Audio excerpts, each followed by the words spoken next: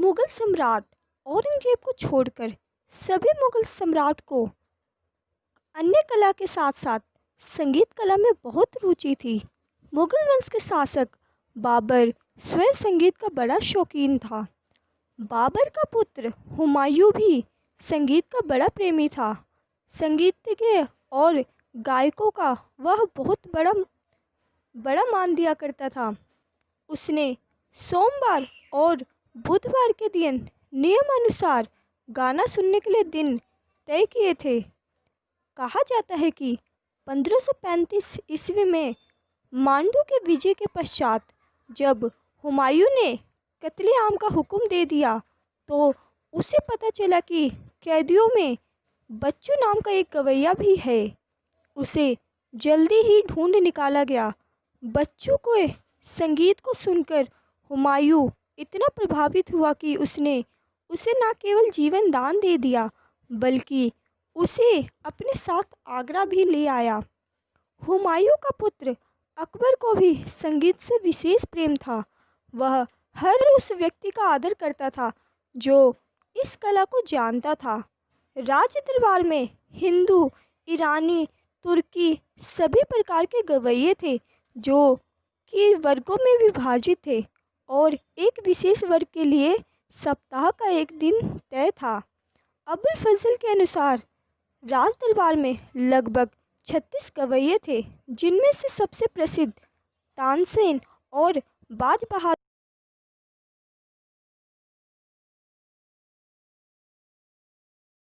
तय था। अबुल फजल के अनुसार राज दरबार में लगभग 36 गवैये थे, जिनमें से सबसे प्रसिद्ध तानसेन और बाज बहादुरी थे। तानसेन सबसे प्रसिद्ध गायक था। उसके संगीत में जादू सा असर था। अबुल फजल के अनुसार उस जैसा गवैया पिछले 1000 वर्षों में भारत में नहीं हुआ। वास्तव में वह पहले रीवा के शासक के पास नौकर था, परंतु 1562 ईस्वी में अकबर ने उसे राजा पर दबाव डालकर तानसेन को अपने दरबार में बुलवा लिया। अकबर ने उसे मिर्जा की उपाधि दी थी। कहा जाता है कि तानसेन ने अनेक रागों का आविष्कार किया। कहा जाता है कि अधिक शराब पीने के कारण 34 वर्ष की आयु में 1589 में इस महान संगीतज्ञ की मृत्यु हो गई और इसे ग्वालियर में दफना दिया गया। बाज बहादुर जो मालवा का पूर्व शासक और उच्च कोटि का गवैया था, अबुल फजल गवैयों की सूची दी है, उसमें इसका नाम भी है। अकबर ने उसकी योग्यता के कारण ही उसे 1000 मनसब प्रदान की थी। बाबा रामदास तानसेन से दूसरे नंबर पर था। बज्जू बावरा भी उच्च कोटि के संगीतज्ञों में से एक था।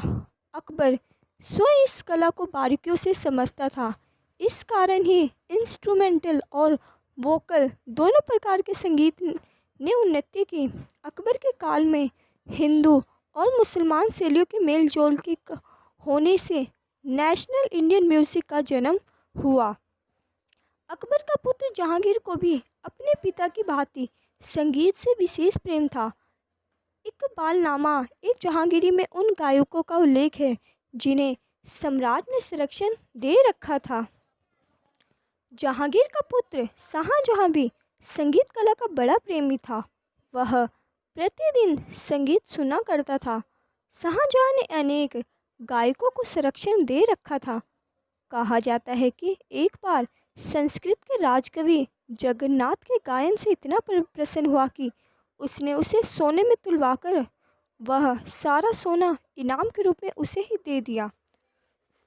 शाहजहां का पुत्र औरंगजेब को भी आरंभ में संगीत का बड़ा वह गायकों को अपने दरबार में आश्रय दिया करता था, परंतु जैसे जैसे औरंगजेब की आयु बढ़ने लगी वह इससे घृणा करने लगा। उसने गायन सुनना बंद कर दिया और गायकों को निकल जाने का हुक्म दे दिया। कहा जाता है कि एक बार राज दरबार के गवैयों ने, जिन्हें औरंगजेब ने अपने राज दरबार से निकाल दिया था, संगीत के एक अर्थी निकाली। उन्होंने सम्राट औरंगजेब का मार्ग रोक लिया, जबकि औरंगजेब जामा मस्जिद में नमाज पढ़ने के लिए जा रहा था। जब औरंगजेब ने इसका कारण पूछा तो उसे बताया गया कि क्योंकि सम्राट के हुक्म से संगीत मर चुका है, इसलिए वे उसे कब्र में दबाने जा रहे हैं। इस पर औरंगजेब ने उत्तर दिया, उसे खूब गहरा काटना चाहिए ताकि वह पुनर्जीवित ना हो सके। परंतु राज्यश्रेय के बिना भी संगीत कला का विकास होता रहा। परिणाम स्वरूप संगीत कला को अमीरों और साधारण लोगों को संरक्षण मिलता ही रहा और यह कला समाप्त ना हो सकी।